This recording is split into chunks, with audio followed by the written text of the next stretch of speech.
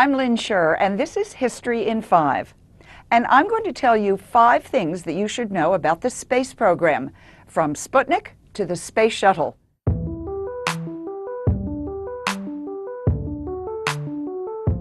In the midst of the Cold War with the Soviet Union, when America was the presumed technology leader, the Soviets surprised the world on October 4th, 1957, with the launch of a satellite into orbit. It was called Sputnik, fellow traveler in Russian, and it was no bigger than a beach ball.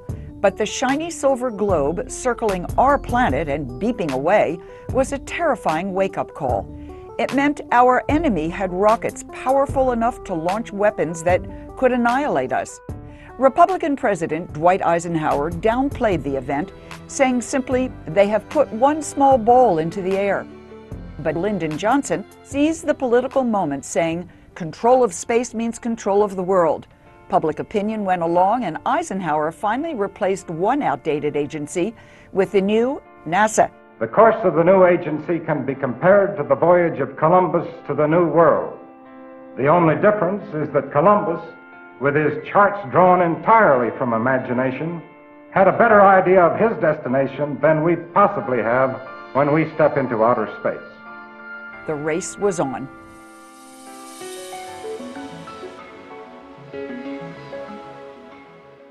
The first astronauts were instant heroes, silver-suited test pilots, flesh and blood Flash Gordons, who would zoom us into the future and outpace our Cold War adversary. They were called the Mercury 7, a group of square-jawed, white Protestant specimens with the moxie and the cool that author Tom Wolfe called the right stuff. I think that's what we're trying to do to you today, is to educate you to the fact that we're not playing games, this is serious business. But the Russians beat us again, spectacularly launching the first human into space, cosmonaut Yuri Gagarin, in April 1961. The U.S. president seized the initiative and chose to lead what Kennedy would call the greatest and most complex exploration in human history. I believe that this nation should commit itself to achieving the goal, before this decade is out, of landing a man on the moon and returning him safely to the Earth. And on July 20th, 1969, Neil Armstrong became the first human to etch his footprint into lunar soil.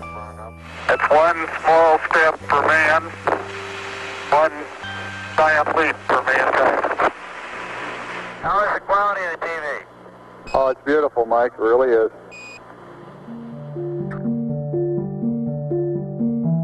While NASA was chartered as a civilian agency, the early astronauts had to be military test pilots, already cleared for national security and accustomed to dealing with danger. Nearly 30 women applied to become astronauts in the 1960s. All were turned down. By the time 10 more missions landed 20 more men on the moon, gender barriers were falling all across the United States. NASA took a bit longer. Liftoff of STS-7 and America's first woman astronaut. Technologically, NASA is pushing towards the 21st century, but in human terms, for many, it has finally entered the 20th. Covering Sally Ride's landmark mission had the extra special glory of covering a first. This was a woman who was defying NASA's institutional gravity and getting an American woman into space. It's maybe too bad that our society isn't further along. I think it's important just because it's something that a woman hasn't done before, and it's more evidence that women can do anything. Sally proved that the right stuff didn't need the right plumbing, becoming a symbol for women in all walks of life.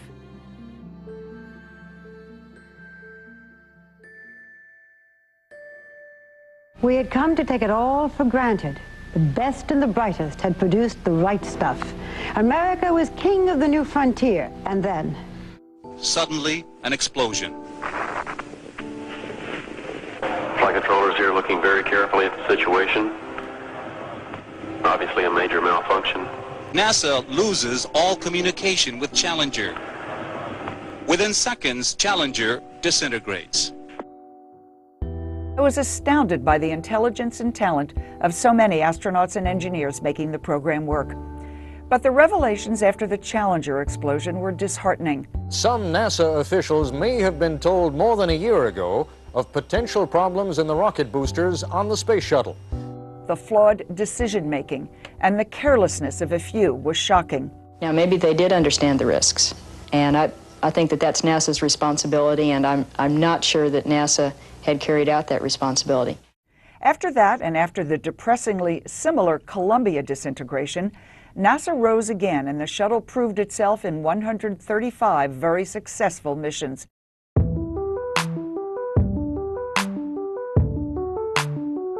Most people don't even know that the International Space Station, orbiting some 240 miles overhead, is permanently inhabited, which means that Americans, sometimes female Americans, are always in space today. True, we don't have U.S. rockets to get us there at the moment. Ironically, we are dependent on taxi service from our former enemy, the Russians. Today, space is part of our lives, not just in the movies, with Gravity, or on TV with Cosmos. It's science fact, not science fiction.